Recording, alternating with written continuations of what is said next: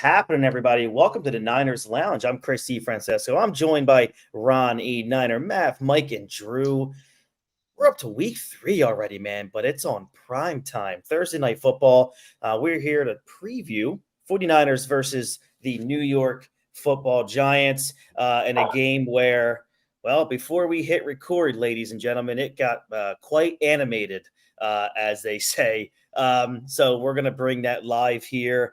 Super excited to be here just to give everybody, to a little bit of a peek behind the curtain, as they say. Right before we went on the air here, which you can find us live on YouTube on Niners Lounge, smash the like button, hit subscribe as well.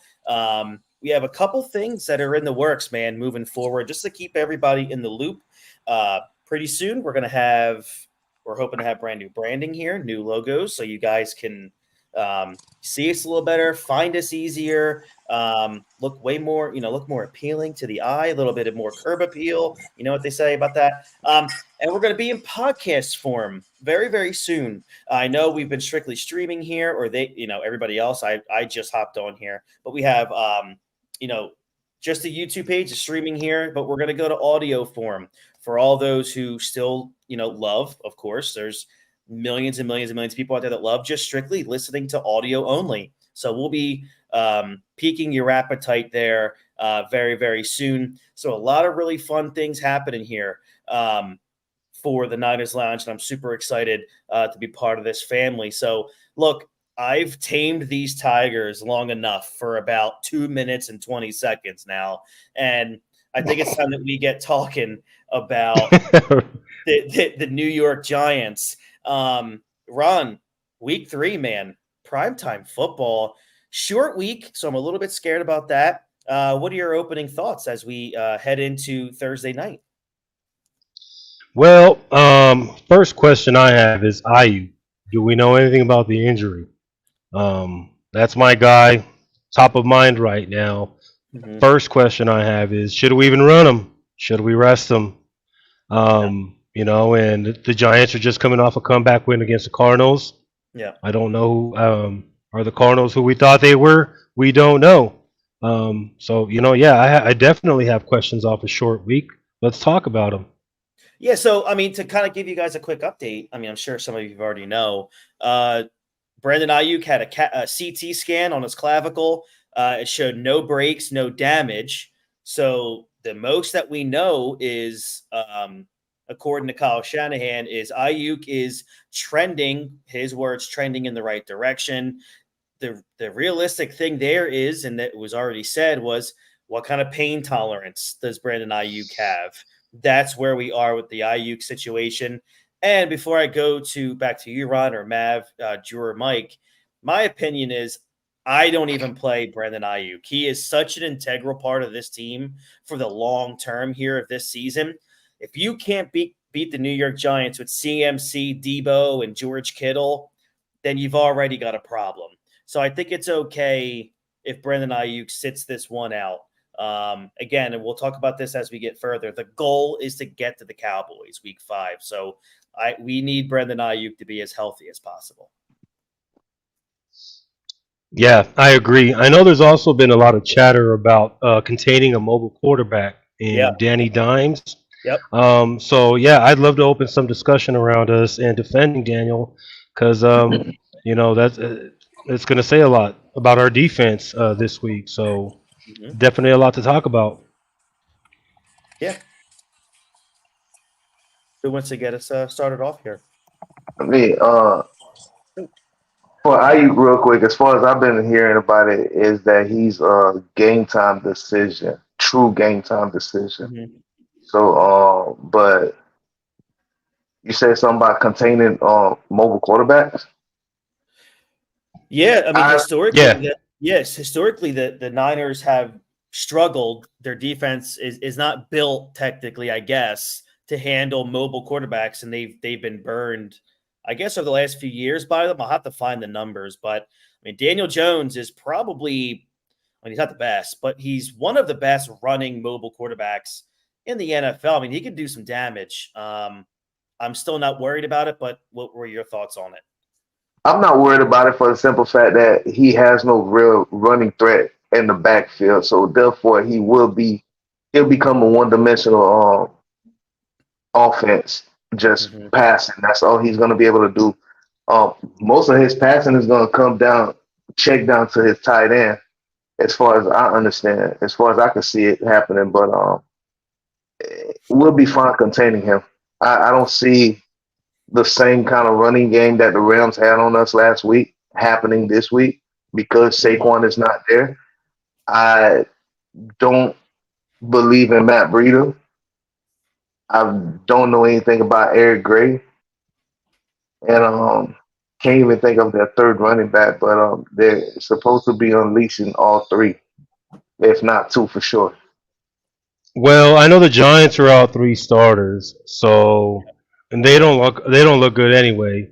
But let's talk about what we were talking about before we launched. What are we expecting to see here? Are we expecting a blowout with 4 days rest? Are we expecting a tight game? To Mav's point, what does this say about us as far as where we are? Does it say anything? In my opinion, I'm expecting another high scoring game. You know, I don't see the Giants getting close, and if they do, it's probably going to be all Daniel Jones. But I don't know, Mav. I really don't. Okay, here's a question. I don't see how. Do you believe CMC gets 1 or 2? Yes. Which one? 1 or 2? Oh, I think he'll. So I think he gets 2, and I think he gets 2 early. I don't see CMC. Well, I say that 10 times. I don't see Christian McCaffrey being used much, if at all, in the second half. That's how far ahead I think the team could be after 2 quarters. Look, I believe in the whole, it's usually not good football on Thursday nights. I mean, that's just the way it is. It's really difficult to be 100% by the time Thursday comes after Sunday. Fred Warner talked about it on his podcast, how, it's really hard on the defense because you got to work on first and third downs in one day instead of working on first and second and third downs spread out between 4 days. So you're crunching a lot of stuff and you barely have any time to watch tape. So I don't know about you. I'm sorry to cut you off, but I don't know about you. But as far as I've been seeing so far, Monday nights have been the most boring primetime nights. Monday nights are also causing the most. All of them. Yeah, look, man. If you're a fantasy football guy, I hate Thursdays and Mondays for my fantasy players. They're the worst. I don't know. Here's what I really want to talk about. I want to talk about Elijah Mitchell. How many running backs are we carrying on this roster right now? How many running backs? 4. Where are they? Who do we expect to see this week? Do we expect to see another heavy dose of CMC, or do we expect them to rest some? And do we expect to see Elijah Mitchell? The other thing we should be talking about is, where is Mason? Yeah. I got a prop for you on Elijah Mitchell. I think this week we're going to see Mitchell and Mason. I think the game's going to start with McCaffrey. He's going to get the momentum going. Yep. We're going to just pull way ahead out of the Giants' grass because, sorry, we're not the Cardinals. They're not catching back up to us. Mm-hmm. And then we'll get Elijah and Mason to close out the game. Well, here's a prop. Mav. Elijah. Over under 28.5 yards. I'll take the over on that. Mav, does Mason have a fumbling problem? He does. I'm not going to say and lie to you. He does. He can't hold on to the ball. If he plays again and he fumbles again, what do you think is going to happen with him? Hate to say How long before you think Shanahan gets tired of him? I think they'll shut him down. I think they'll the season. Somewhere. Right. They made space for him. He made the team, right? Yeah. Is he a liability with in the backfield? If he continues to fumble. It depends on where in the game you use him, though. If we're up like 10-14 and closing out the game with no chance of a comeback, I don't see that being a liability. But if a turnover caused by him allows a team to even get a chance to come back, then yeah, it all depends on where in the game you do them. Right. Because essentially what it comes down to, and I'm sorry, Chris, it's managing CMC's workload, right? Because that's what it's coming down to. Go ahead, Chris. So, I mean, am I wrong? And I'm pretty sure Elijah Mitchell hasn't had a fumble since college. So, like, I don't think Elijah Mitchell's hurt. Say again? But he stayed hurt. That's his issue. Right. I mean, yes, but he's healthy right now. So, I mean, look, Kyle Shanahan already said that they're not going to use, that he might be using CMC too much. I mean, he played every step, 100% of the game last weekend. This whole season, and I don't like using absolutes, but I think you can. I'm comfortable saying this. If Christian McCaffrey is not here for the whole season, the Niners are going to have a problem. And he separates everybody else. He creates so many opportunities for every other player on the 49ers. And what he does to this offense is so dynamic and so special. Kind of like, what Marshall Faulk used to do for the Rams. Like he just created all this opportunity, or LaDainian Tomlinson in the mid 2000s. Like he just created so many opportunities for everybody else. That's what CMC does. So you got to make sure this dude's got a history of injury issues. You got to take care of him. He's by far, he has the most workload in the NFL right now of any running back, and we're 2 weeks in.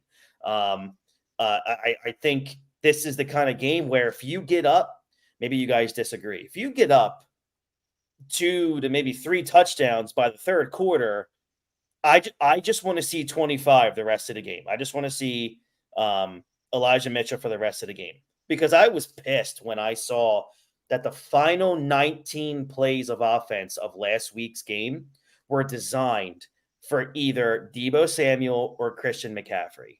That's what the design was. 19 called offensive plays were designed for either of those two guys. That is too much of a workload 2 weeks into a season. And this is what, 17 games? This is an 18-week season. And your 2 top studs are already being used more than anybody else in football. That's troubling to me. I think Shanahan's got to get a grip on that. Now, did you say those were plays or carries? I'm sorry, what was that stat again? The final 19 plays that were run on offense for the Niners, they were designed for Deebo or CMC, nobody else. That's the tricky part, That's, as a coach, that stat tells me how reliant we are on CMC and Deebo. And how much you have to keep them on the field to, decoy and keep the defense honest, and at the same time manage that workload, So that's where the tricky part comes. Go ahead, Drew. I'm sorry.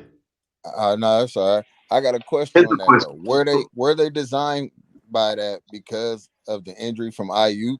Like they knew he wasn't 100%. Could that have been the reason? Like, okay, we can't keep using with him because they have to kind of spare him without going into any further injury to him. So that maybe designs was used for that. Maybe they had different plays to do, but when you see that, you can't keep bringing this guy into the whether you didn't have Ayuk or not, you have other players. You don't have to use CMC and Deebo like that. My assumption is just me assuming, is one, they found out who and what style, what scheme the Rams couldn't stop late in the game. So my guess was you just literally beat them down to death with your 2 guys that can carry the ball and burn clock time. And the issue I have with that is, and look, I'm going to preach this. You guys are going to hear me say this every week, except for the few times that he breaks out and they all of a sudden throw him the football. I think it's inexcusable that George Kittle is not used more often in the pass game. I don't understand it. He is look, I know Travis Kelce gets the numbers, But if you ask players around the league, the most elite tight end in football is George Kittle. How his yards after the catch is more than most receivers over the last 4 years. So when he gets the ball, if he catches a 2-yard pass, he's almost guaranteed to get you 8 to 9 more. And then what he does across the middle, how he helps Brock Purdy. I understand the whole blocking aspect, but this is a game where I want to see George Kittle have 8 catches for 110 yards and 2 touchdowns. Like tomorrow night is like, to me, the prototypical banner game for like a George Kittle. This is where you take some pressure off of McCaffrey, you take some pressure off of Debo. You don't even have to play Ayuk, and you just hammer them with George Kittle. Like it's the perfect setup, in my opinion. Yeah, no, I agree. I wanted to ask though, because I mean I love the idea. However, it does George Kittle warrant games off throughout the season? Is he starting to fall apart? I mean, how much I don't think so. how much longer can he go? I think if they keep him strictly as a block, I mean, if they keep him as blocking as often as they do, I mean, Say it, man. The lineman, the expensive line. Yeah, so I mean, he'll start to wear out, but I don't think he's even close to that level yet. Okay, let me go ahead, Mav. Here's a question. All right, so let's run it back to this whole offense with CMC and Brock Purdy and everything. Now, I know Mike's probably gonna try to chew my head off, but I'm gonna go ahead and say it anyways. If I look at CMC, I count him for 2 players coming out that backfield, whether he's a running back or a receiver, right or wrong. I agree. Okay, so replace him with Elijah Mitchell. It's essentially you just get 1 player back there. I mean, you're taking off 2 players off the field just to replace him with 1. Me personally, I don't like his vision, and he doesn't like to make plays happen as a running back. So essentially, with no kind of running game for the rest of the game, does Purdy struggle? Wait, let me just clarify. Who doesn't have vision? I mean, as far as like Elijah Mitchell, to me, I don't see him as far as have clear vision. He can't. To me, like if he sees the hole, even if it's closing, he's still gonna try to hit it and pretty much trying to bounce back instead of making something happen before he gets there. So if that's the kind of game that he has when you take CMC out of the game, does Purdy struggle then? Or does Purdy remain Purdy? I think Purdy's going to stay Purdy. I think the tragedy in all this is that TDP's on the practice squad, and he's a what, 2nd round draft pick? That's something we don't mention enough. So is Purdy? I agree. So to kind of go back to what you're saying, Mav, and this is what I wanted to bring up earlier. I was telling Ron about this. Is I think the one big thing to watch with the Giants is how often they dial up that blitz. You know, since last year, no team in the NFL has blitzed more than the Giants. They blitz 40% of the time. However, over that same span, Brock Purdy has posted the 2nd highest QBR, 84.2 against the blitz. So he trails only Patrick Mahomes among active quarterbacks in that stat. So to say, is Brock Purdy going to be affected if Elijah Mitchell isn't as successful?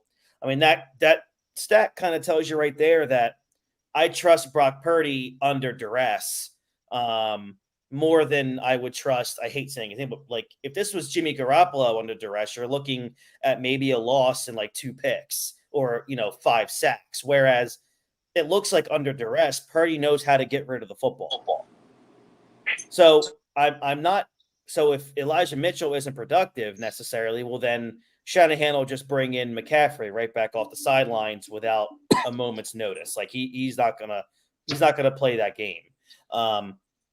But look, last year before he got hurt, Mitchell was averaging almost 6.5 yards a carry. So I think he'd get the job done. But I'm not necessarily, if all the things that I'm thinking about this game, I'm not necessarily thinking about if Elijah Mitchell is not going to be able to, take care of his load. And I mean, to be fair, I think the only reason why this is a question or it's even a topic is because of it being a short week and it being absolutely. a 17-game season. Yeah. And the expectations are that we're going to go deep into the playoff run. So, you know, it's a valid conversation to have. And Mav brings up a great point, because if the run game's not working and they're trying to limit CMC, then Brock Purdy's going to have to throw the ball more. So, I mean, exactly. Like, do I want Brock Purdy throwing 30 passes? No, I don't. I don't think any quarterback should be throwing the ball more than 35 times a week. Like, the NFL has gotten so crazy with that, like throwing the ball 40. No quarterback should have to drop back 40 times a game. But the league has become such a pass. These quarterbacks are so susceptible all the time, getting hit. When you have a Christian McCaffrey and Elijah Mitchell, both are very much established quarterbacks who can average anywhere between 5 to 7 yards a carry. Brock Purdy should feel like that offense should be built around the run, and it is, which is great. But it's the Shanahan run game. You know what I mean? You can plug anybody in there. You know what I'm saying? So I don't think it's going to be that. I think the concern should be more or less about Elijah getting hurt. And, of course, definitely. You know, no one, but you know, he just has a history of being made out of glass. It's more concerning if he gets injured. I don't think it's about performance. How many carries does Elijah average before he gets hurt? Well, he was getting about 20 maybe tops. Okay, and he hasn't made a full season, I don't think, maybe but once. How many carries does it take CMC to break for a long one? Maybe 1 out of 3 is a long run. First play of the day is going to be a long one. Right? Yeah. Seriously. Defensive play. Don't underestimate the power of the home opener. That's over the past 3 years, the last 3 years, Levi's has completely got a new vibe. It's now become a true home field advantage. Like, the fans show up, the fans are loud. It's a vibe, and we are going to rattle Mr. Mr. Jones tomorrow. Danny Jones. Yeah, and you know what, Mike? You bring up a great point, because Fred Warner talked about this. He goes, man, people have been sleeping on the 49er fans at Levi the past couple years. And he's like, you know, it's become to the players, where the players talk about it during the week, where how excited they are for home games. Like, and he used the exact same word that you said, Mike. He's like, it's a vibe there now. Like, it's a nut house from what it is. It's from what the players been saying. Yeah. I think the whole fan base and takeover thing's a vibe, to be honest with you. I don't think the league doesn't want to talk about the fact that Niner fans are taking over almost every stadium in the league. They took over the Pittsburgh Stadium. That says a lot. That's insane, dude. We are the best traveled fan base in this league, hands down. Yep, hands down. That's best travel been shown though the last couple of years. We've taken over Dallas. We've taken over Pittsburgh. We've taken over pretty much any team we go against. You see more red, and they make jokes about it to the point you had Dallas last year during the playoffs trying not to sell the tickets. And then this year they wanted not to sell tickets at the Rams. Yep. How are they still calling Dallas the biggest fan base? I don't see it. Man, I've told y'all before, that goes from America's team, and that's what they want to stick to, because it's always since the 90s been basically their go-to. Nah, They're man. like throwing that in there, but it hasn't been America's team. I mean, I've seen so many people with other teams even before Dallas now. Like, I think the Niners have become the cornerstone of the NFL. If they're not talking about our quarterback situation, if they're not talking about the 49ers, football is not the same. Let's be honest. Man, you see analysts have turned and became 49ers fans like crazy. I never knew how many 49ers fans was out here on the East Coast till I came to Atlanta for that Niners and Falcons game. I was shocked. Oh yeah, they're deep here. They are deep here. Bruh, I really thought it was West Coast invasion for real. No, they're from the east and the south, everywhere. I'm like, bruh, Yeah. I was amazed by that. I mean, when There's you a have reason. go ahead, Mike. There's a reason that there are so many content creators for this fan base. Yeah, you're right. Right. It you print money. Like Mhm. this team just prints money. Like people want to Look. know about it. Mhm. Yep. They're even to the point where some people go undercover and pretend to be Niner fans just to tap into the well. I'm I'm telling you. sure. I'm It's sure. We're insane. not gonna talk about Mad I think Vice, We're right? not gonna- we might have one No, on this show. I did not say. Hold up, that's not what I did. That's not what I meant, fellas. I think going on under mute. that red over there, I might see a little bit of a teal poking through. No, I see no, it. true It's in the story. background. It's in Not the background. not talking about. There's so many people on Twitter who are posing as Niner fans because the fan base is so. I mean, tapping into it. It's crazy. Oh, you talking about Mike's best friend Grant? We To don't name a need to few. talk about that. We don't need to I talk mean, about Right. that clown. I mean, Not on this show. We don't say that name here. you are right because it's gotten to a point where, gosh, when they were on TV last week, like Fox was promoting it as a home game for the San Francisco 49ers. Like, and they're supposed to be unbiased, network broadcasters, and they're saying, they're on their social media. Like these, NFL on Fox, NFL is literally tweeting out pictures or Xing out pictures of basically saying Levi South. Like, what a slap in the face it is to if you're the actual home team and you have a road team coming in completely take like I know I reached out to SeatGeek and I said, hey, what's the percentages looking like on San Francisco 49er, fans in that area going to the Rams game? And they said 82% of tickets sold were sold to San Francisco 49er fans, to the point where this past week the Rams were trying to buy tickets to clog it up and try to make the percentages look better. That's where it's at. See, They've been doing that since last year. what got me about that was this year, it was like the Levi South going crazy. I'm like, we did that before. You get the made up pictures that turns the field red. Us wearing our home jerseys topped it for me. I was like, we literally took over your home. We bought all your tickets. Then we wore our home jerseys to your home opener. I cracked up so hard. I was like, this is crazy.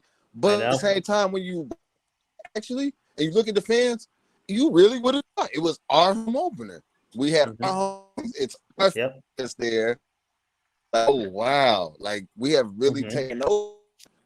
They get so, this is where the, stop the ticket sales to the other team and all that comes from. How embarrassing is that to be a Rams player, fan, owner, and say this other team, were they home jerseys? We sold more tickets for their fans than anything, and they call it Levi South. Like, you have to look at that and understand, like, man, this team and their fans and their organization, we're losing our own stadiums. We're losing our own team. Like, that's easy. I mean, and the Niners have two of the top 10 highest selling jerseys in football right now. Christian McCaffrey's number 2 and George Kittle's number 8. So, they're all like you just said, man, like you said, Drew, that people are showing up with Niners gears all over the place. It's just, and it's not going to stop. I mean, like this is a franchise that, gosh, if they take home, their 6th trophy at the end of this season, you talk about coming out of the woodwork.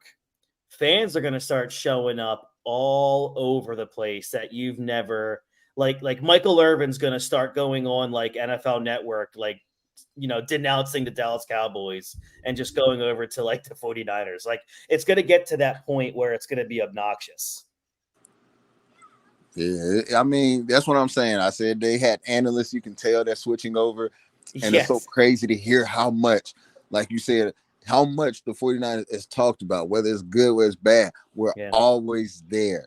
Whether it's the talk of Brock Purdy, whether it's the talk of Ayuk and his 1,000-yard receivings and this, or it's the talk of our defense, or it's the talk of still gonna get that 1,000 yards. It's us everywhere. It's not an NFL talk. It's not an NFL show. We have one of the highest ratings of people who, like you said, make podcasts. It's not anywhere that you're going right now that you don't hear. Like, for example, I showed y'all a jacket off of a website, the Fashion Nova. Do you know there's only 3 teams that they sell on there? And we are one of them. It's That's Raiders. exactly. It's 4. It was Pittsburgh, Raiders, Cowboys, and 49ers. But the fact that they're getting that big to where they want to sell what's popular, what is gaining attention, and we're up there. Like, it's everywhere. You can't go nowhere without you see it. I agree. Oh, Yeah, real quick, it's true. to get back on topic. I mean, we talk about Ayuk's injury. Are we even concerned about Embry Thomas? Because he got banged. Are we concerned about the cornerback position? Well, listen, let's not get me started on the cornerback position. All right. Like, one, I'm not worried about Anthony Thomas at all. Although, look, they gave guaranteed money to Oliver, and he has not. I mean, he had that interception, but that kind of fell right in his hands. He hasn't had the best showing so far in the first 2 weeks. I mean, okay, I take that back. Maybe I am worried about Thomas's injury, but I don't know. Like, he's still getting pulled at the end of games, or like in the end of third quarter into fourth quarter. Like, he's being pulled in favor of Oliver, and I don't understand what that's about. I mean, I know if you look at some tape, you see a lot of broken plays that Thomas had and even Oliver had. So I don't know what's going on there, what the dynamic is, but hey, look, that's your boy Wilkes, Mav. So ask him that question. I mean, do you believe that was a fluke game for Oliver, or do you think he's going to continue on that? I don't. We gotta keep seeing it. I think that builds his confidence. It's got to go up. It definitely. It's like, hey, I'm here. Like, I hope it builds his confidence. right? I think that was like I'm welcome to being a 49ers moment, hopefully, and he starts making plays like, hey, I can ball too. I mean, because he balled out against us with the Falcons, and that's the guy they went for. So it's obvious. I mean, he can obviously do things. Yeah, I think this game's going to say a lot. I think this game will say a lot, especially it's your home opener, but still, it's going to say a lot. How does the team perform on short rest? This is a team that plays very physical football. So, like, how are they going to react on basically, one, where they just play? They were just in LA. So, okay, it wasn't that long of a ride home. But still, short rest, have barely any time to watch any tape on the Giants. This is going to say a lot of where this team is. I think it's going to say even more where Brock Purdy is as the quarterback and leader of this football team. A lot of stuff that's not being talked about yet, because they're not the Dallas Cowboys, unfortunately, in terms of the eyes of the national media. This is a football team, the Niners, who have won 12 straight regular season football games. And I don't understand why it's not being talked about, but, this is a team that's very good at playing the sport of football. And, 12 straight wins dating back to last year is no joke. Like, this team is built to roll on teams. And like, that's where we're at now. And I think this game it will say a lot. I think you're right, guys. And, the only thing I'm worried about is what's highlighted on that screen right now. The only thing I'm worried about is the Giants blitz and how will the offensive line handle it? The offensive line was very, very good. Against Aaron Donald and company. I just want to see how they do in a short week on a team that blitzes almost half the time. So I just want to see how the offensive line is able to protect Brock Purdy on tomorrow. So go ahead, man. All right. Well, last week we talked about how the right side of the line was going to hold up, right? I mean, we asked, and they actually did pretty well. Regardless of whether Kittle was over there or not, the two players we were looking at was Burford and McKivitz. I mean, do we have stats on how well they did? Because they passed the eye test to me. They look pretty good. I didn't see any pressure from that side. But then again, they didn't face an elite pass rusher. So they seem to be holding up against the blitz pretty pretty well. But again, to Chris's point, no one blitzes like the Giants. So, I mean, are they still unproven? I don't know.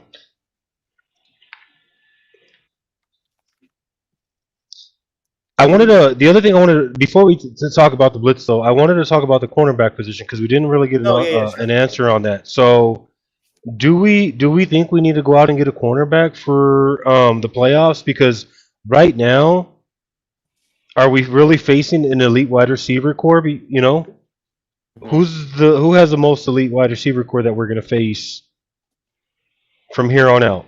I mean, when it gets to the playoffs, for sure, we can't have holes with the corners because things start to tighten up. I do have concerns with Ambry Thomas. The guy, he gives up like 9 yards a play. Yeah, And but he then when has he's asked to come up on the screen, when he's asked to come up and hit on the screen, he misses tackles. he's So- dealing with a knee, so Right, so he hurt his knee. But even before that, he seems to start every game, and then he seems to get pulled every game. Mm-hmm. With cap space, I know John Lynch has said they want to save it for next year, but that can potentially be an issue because if you look back at previous years, giving up big plays to wide receivers in critical moments killed us. Yeah. Jalen Hyatt with the And- Giants beatster, so They brought in Brown from the Cowboys, who just came off a major injury. I guess we should sit and wait to see how he does. He looks to be pretty okay. But I personally think they're going to have to keep looking around to see what's out there until they find someone at that position because I think it's still a hole. So, I mean, looking at their schedule, what's coming up in terms of wide receivers, the Giants don't have anyone. I mean, obviously the Cowboys got CD and Gallup. Then the Browns, not really a big deal. The Vikings have Justin Jefferson, Bengals, Jamar Chase, T. Higgins. That's a pretty big one. Buccaneers, obviously Godwin and Mike Evans. I think the biggest one they face, and I know you guys disagree with me, which, to be frank, I thought was kind of crazy. But, I mean, the Eagles have the best double threat, one of the best double threats in football that aren't the Miami Dolphins. I mean, No, who disagreed with you? We did? Yeah. Matt did? Matt disagreed with me because Devontae Smith just won offensive player. Oh, yeah. Or one of the offensive did. players of the week last week. And, you know, it only takes a matter of seconds for A.J. Brown to get back into the swing of things. But, I mean, to have A.J. Brown and Devontae Smith on each side of the sideline, I think that's terrifying for a team that has questionable secondary. So what you're telling me is you're dismissing KJ Osborne and Jordan Addison with the Vikings. Over Yes. probably the fourth best wide receiver last year in football, and Devontae Smith, who is one of the best, who had 92 catches. As far as what we'll be facing this year as well. I mean, yeah, we don't too much care for Kirk Cousins, but I mean those guys can play. I agree, but even I still think that the Eagles they have two number one receivers on their team. Yeah, but the thing with that is I don't trust Jalen Hurts to be the same guy he was last year against us. I seriously believe that he won't even be able to get them the ball. So. Can I comment on that? Yeah, Can I sure, comment go on ahead. Of course. Look at the first game they had. I understand it's the first game. Yeah. They struggled, literally won by a step out of bounds from the Patriots. Yeah. Yeah, but we also dismissed the Patriots defense as well. They got a better defense than we anticipated them to have. Oh, I know, because I picked them as division leader. Secondly, you go into the next week, they still had issues. So I'm gonna agree with you, Matt. This is not the same Jalen. We all see that. So I seriously believe that the teams that we're gonna have problems with are the ones that we underestimate the most versus the ones that we're obviously looking at, like the Eagles with Devontae Smith and Brown, like you mentioned. They're very obvious. I agree, man, because I don't think it necessarily has to do with who the most elite wide receiver core is. Either it has to do with specifics on where we're weak. Like against the Rams, no one was covering that small arrow, that shallow drag across the field. It was open all day long because they were in the first half. It's like they were just sitting in zone the entire time, and when they switched over to man, they got really sticky on them. So I'm sorry. We also missing one more person off that Minnesota squad, T.J. Hawkinson. So it seems to be the slot receiver that they struggled with specifically against the Rams. When it comes to like deep balls, I think Ambry Thomas is a liability going over the top. I think he is a liability. Whoever's on that side, Womack's hurt. Ambry's getting a start. Who else is over there? Ward's good. Yeah. I mean, I'm not too concerned over Ward. It's the other side that I think has issues or is concerning. How much you going to keep shifting players around throughout the whole season, or are you going to actually solidify those? I'm guessing until they find consistency from a pair. I mean, I don't know. Like I said, since week one, we talked about the same thing. My only concern on this entire team is that secondary, and here we are at week 3, not knowing who is going to be the next guy, who's going to step up. Like that's the thing. Who's not going to get pulled in the third or fourth quarter during important moments of the game because they're blowing up packages. Another thing, we underestimated that on D-line and a rookie running back last week. Hypothetically, if any 2 of the 3 running backs for the Giants take off on us like Kyron Williams did last week, are we concerned about that line, or we believe that it's okay this week? The Giants D line? No, our D line. Our D line? I think this is the week that Bosa puts up a 2 spot. It's a get right game. Yeah, but I mean, if we keep getting gassed by the run game like Kyron Williams gassed us last week, are we concerned about that line moving forward? Can we talk about that though? Because I know we did a post game after that show, but what did everybody see in the first half? Like, what did you see? I know there was a lack of pass rush. Was it a schematic issue? Like, was it the scheme, the calls? Like, was it like what were we doing? Because it was really simple, basic zone coverage. Sit back in your pockets, in your zone, and let them basically pick you apart because he was getting rid of it so fast. So, question 1 is: was Stafford getting rid of the ball too fast, or do we just not have enough pressure, or was it the play calling? So I think it was definitely what Stafford was doing. I don't know if for those who follow Brian Baldinger on Twitter, he does that whole Baldy breakdown. And he broke down a lot of what Matt Stafford and the Niners defensive line was doing last week, and how the Niners defense, like if Stafford held the ball for like another half a second on most of his dropbacks, Bosa would have had probably 4 sacks. The Niners were getting in, like in that whole second half, they had 9 quarterback pressures. So they figured it out, and they were getting to Stafford, hence the 2 interceptions. And when the whole offensive breakdown was happening. So I don't have any concerns on this defensive line. Daniel Jones is not Matthew Stafford. So I'm pretty confident that this is a game where I honestly think you might see 1 or 2 touchdowns out of the defense. Yeah, because if you watch the Wilkes press conference, he specifically talks about him kind of just his calls were more or less like the strategy was, let's sit back, get an understanding, feel for the flow of the game, see what they're trying to do against us, use basic concepts.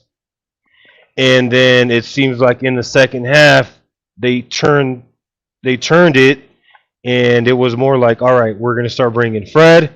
We're going to go to man now. We're going to start blitzing more. And then they turned the pressure on. So, it was almost like he was getting a feel for the game. And then again, once he adjusted, it was like lights out.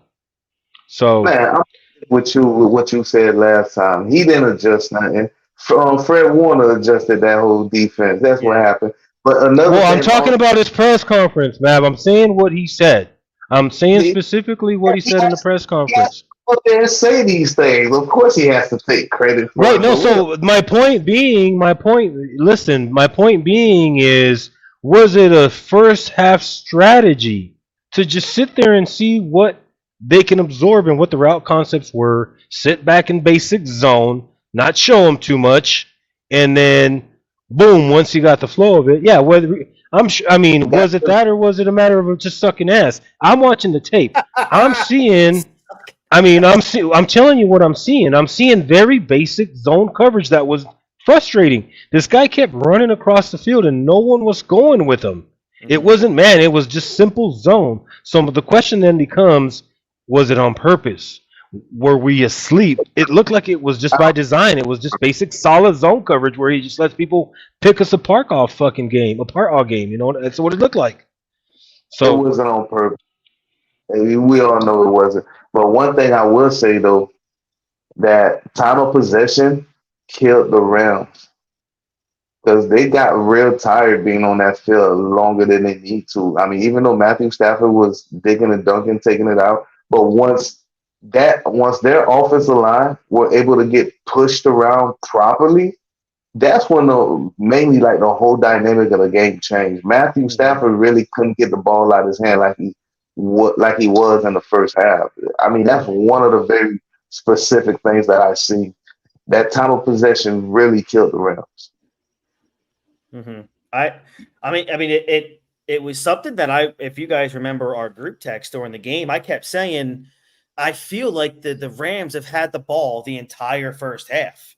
So it just because I felt like every time the Niners got on the field, it was boom, boom, right back to the Rams, and the Rams held the ball for 8 more minutes.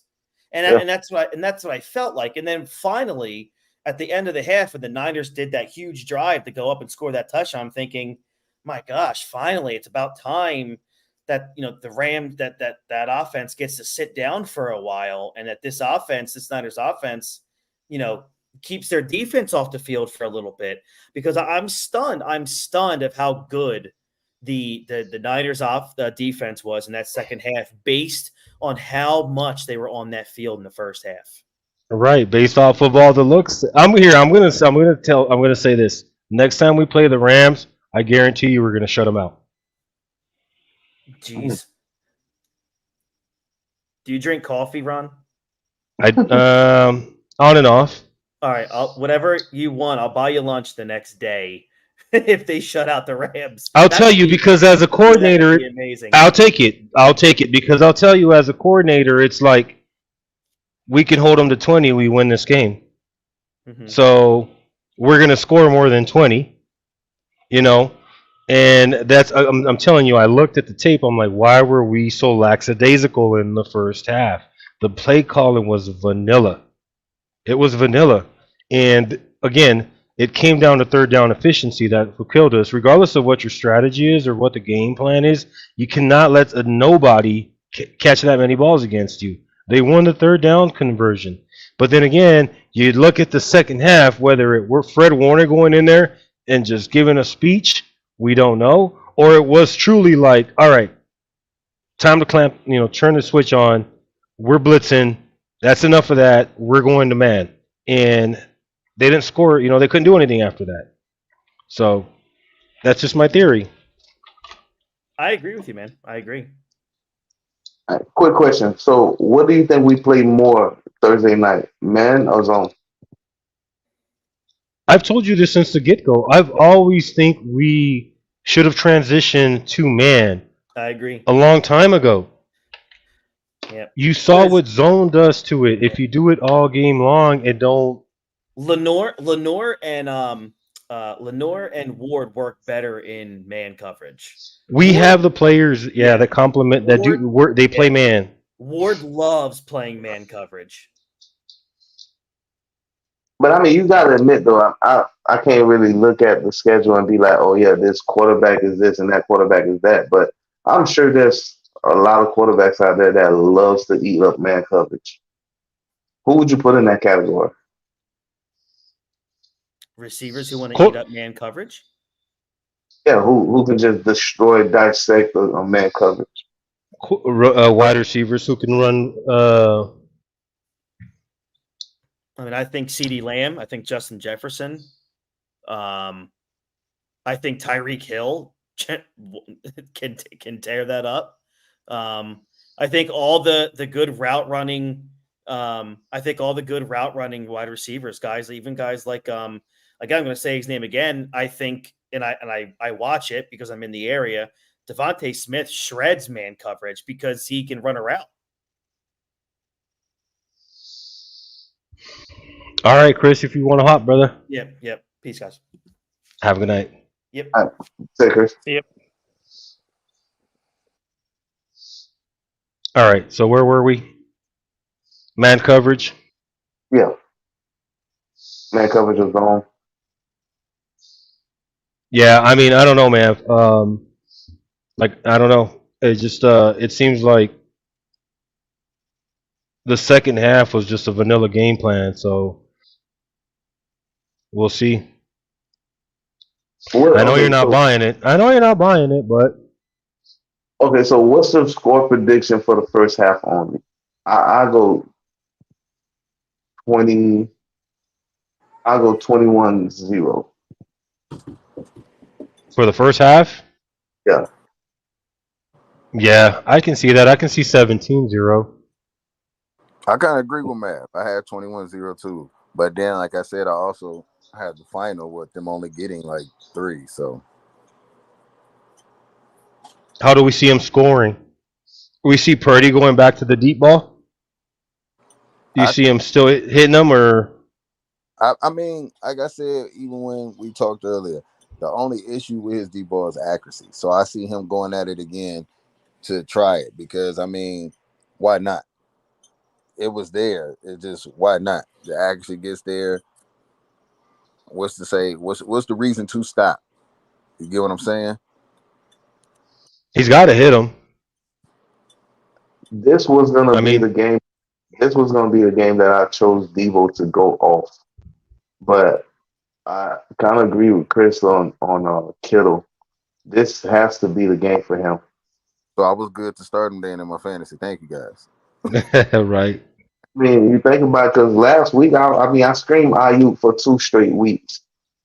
And last week was his week. You can clearly see he was on the way to having a great game. Gets injured. Debo took over. So, yeah, I'm going with Kittle on this one. He has to have a game. At least, 65 and a touchdown? Well, if Brandon doesn't play, he's got to have a game, right? I mean, I think Brandon's going to play. I don't think he will. You don't think so? Nah, they say he's a true game. Not even. It's a contract year. He doesn't want to stay off that field. I haven't heard game time decision. I heard it's just whatever he can manage pain wise. It's just a pain management decision. Look, here's the rule with that. If you can run, you can play. If it's an upper body injury and your legs can go, you should be out there. Well, that's why they saying. Well, that's why I'm saying they're calling it. Okay, I read it. They're calling it a game time decision. And when you sit there and think about it, everything is pretty much pointing to that decision. Just like Mike just said, it's pretty much like limited. You see what's going on, and it can get right down to like 2 minutes before kickoff, and his chest start hurting. It ain't gonna hurt till he gets hit or he falls. But they have to do it for like an hour, right? They have to turn in all the injury report within an hour before the game. And then yep. So I say he goes. He's got to go get his game checked, and then get up early, and then get off, and still suit up. Mike's got a point. Like, he's got to be on there because they can use this as leverage against him. It's a business, but it's reality.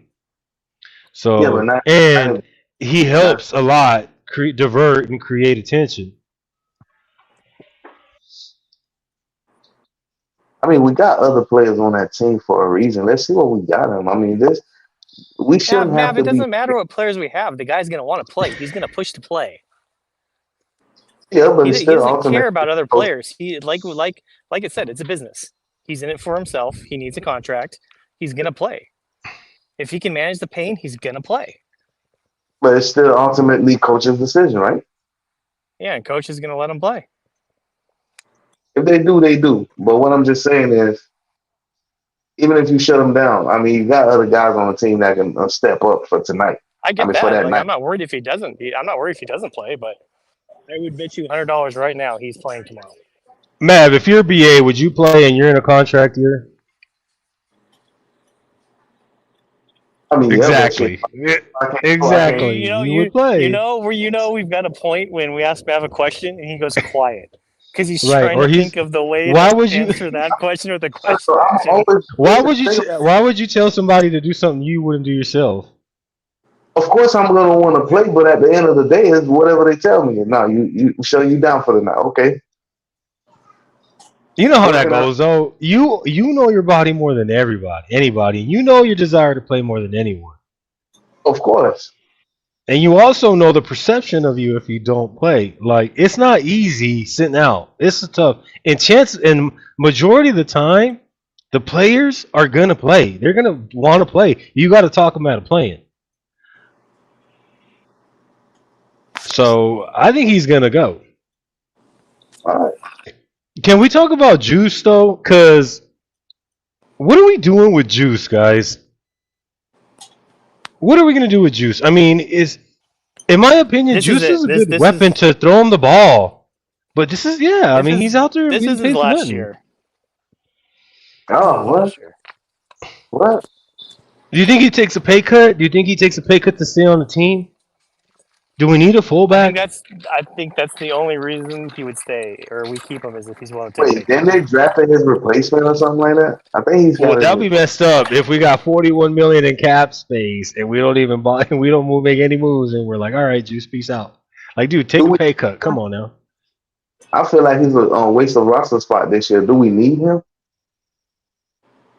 That's what I want to know. Do we need him? I don't think we do. But here's the thing, though. He accounts for his own roster spot. So, regardless of I don't think we need him. take him somewhere. I mean, we can get rid of him and hold on to somebody else. He's gonna retire Niner. He can't go. We don't need anywhere him, else. but he's gonna stay. We don't need him, but he's gonna stay with us. He's gonna retire. He's gonna retire Niner. They're gonna make a deal with him next year. All right, Well, fellas. So, fullbacks. what's up? What would you say him that uses fullbacks? Nowhere. Nobody. Yeah, I mean, who? No one has a fullback. So, real quickly though, I do want to shout out my boy Drewski, taking week 2 with a total of 13 points. Bro, he got 13 wins and 3 losses. That's some serious picking, my dude. Do you see his Then three losses? Chris, yeah, I can see Chris was second place, 11 points, 11 wins, 5 losses. And then Mav came in third with 9 points. He had 9 wins, 7 losses. And then me and Mike rounded up the bottom 2 with 7 wins. We got a total of 7 points, 7 wins, 9 losses. Don't forget to get your picks in, boys, because I think I'm already. Ready. Chris said 21-3 at the half. Us. Debo's going to go 5 for 60, a touchdown, 4 carries, 45 yards. All right. Kittle's going to, damn, so there's going to be plenty of a ball to go around. He's really Kittle's going to go 8 for 118 and 1 touchdown. Damn, Drew, you see that? That's a pretty good fantasy day. Oh yeah. Oh yeah. And Ayuk is going to go 3 for 40, then doesn't play the second half. Yeah, I agree with that. I think these all make sense to me. Those are some pretty good looking stats there.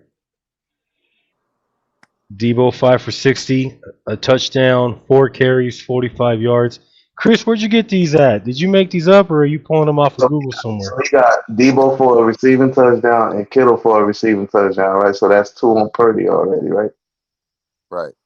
Yep, 2 touchdowns sounds about right. Count CMC for 2. Whether he goes 1 through the air and 1 on ground, so that'll make Purdy 3 TD game if that happens, or 2 ground game for McCaffrey, and then defense might score 2.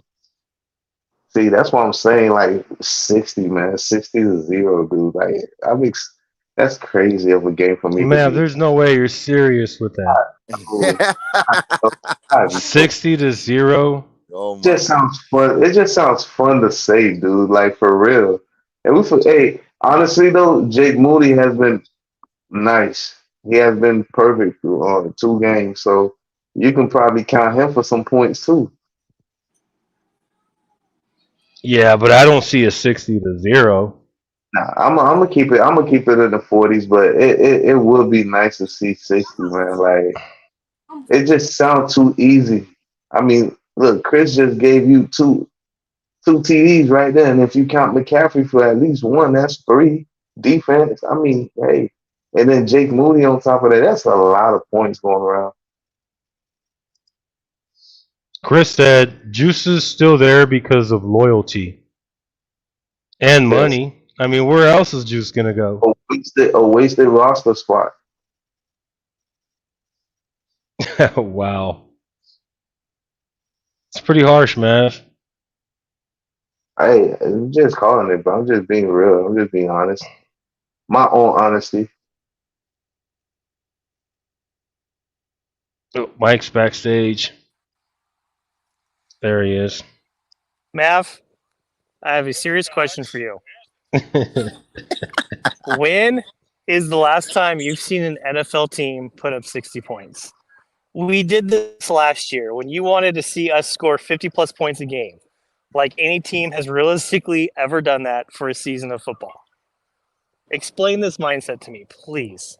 What you mean ever in NFL history? Ever? I mean, I Like haven't witnessed it, but you throw that out there 60-0 so nonchalant. bro, I've never witnessed it live. But in NFL history, it has been done. I believe the Washington Redskins put up them to 80 points, 80 to freaking 0,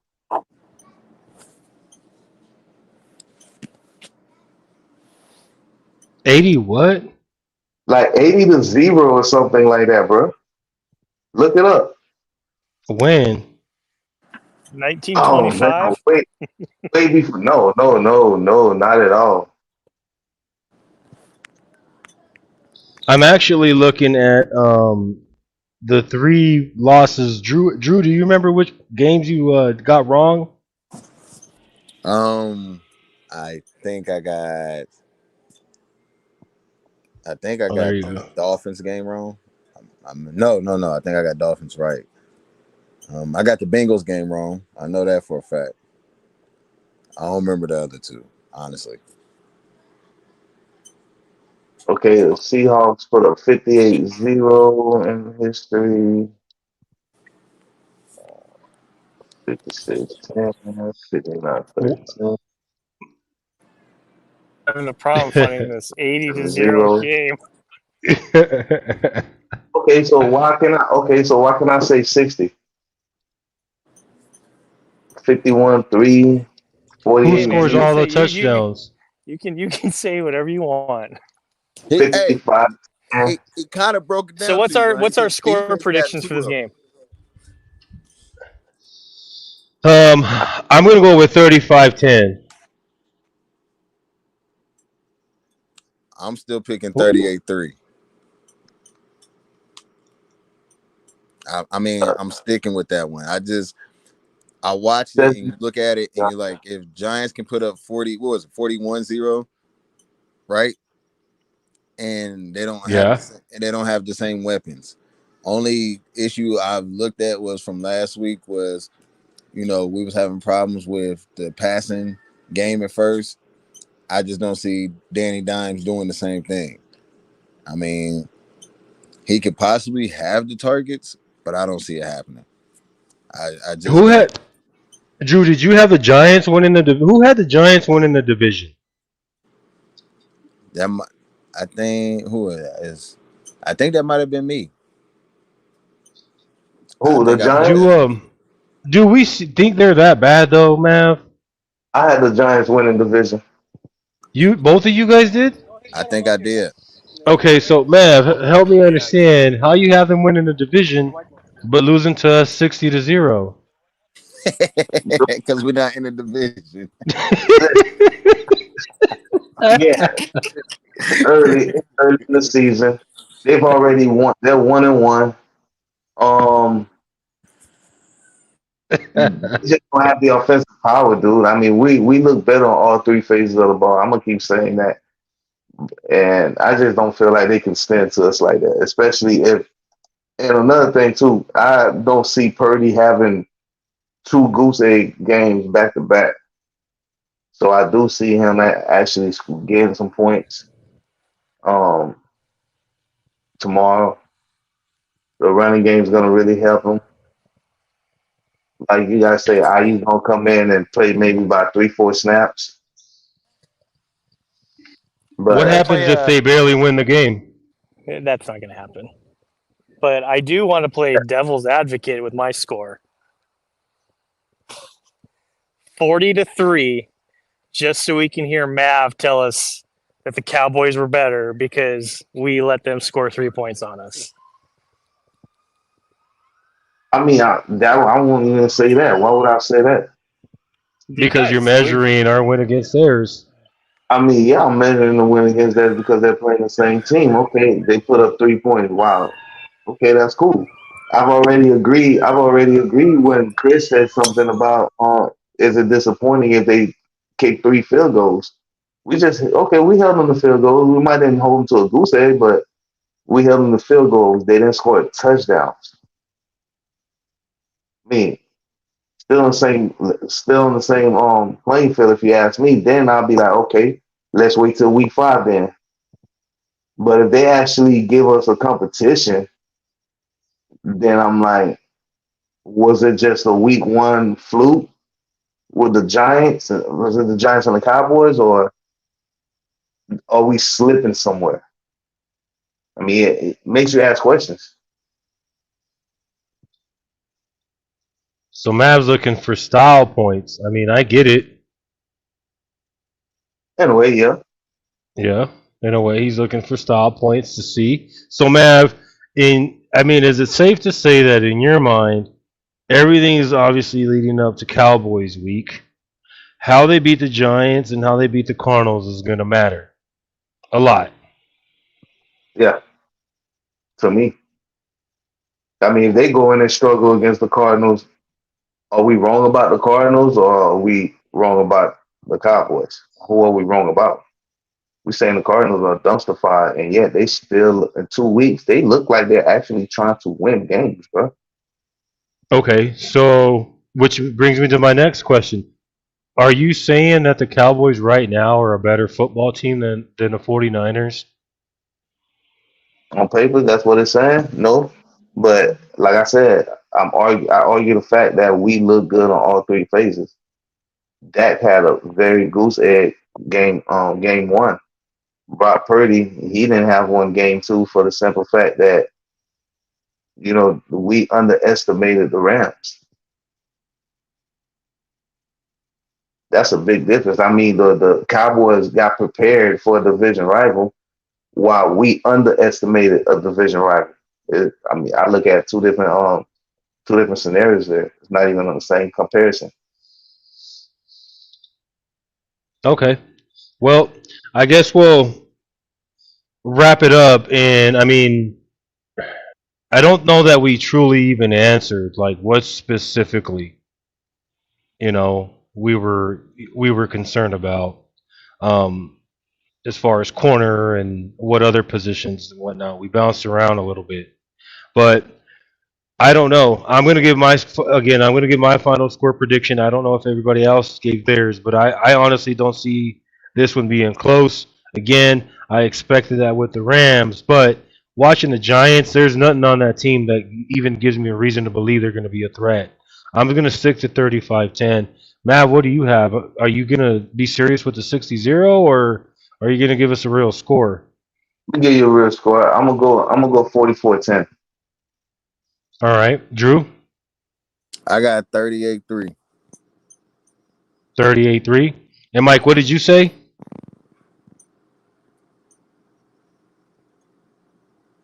I'm gonna Mikey. go. Let's go 33-7. 33-7. Yeah. All right. So we all have us up there then, huh? Still scoring some points.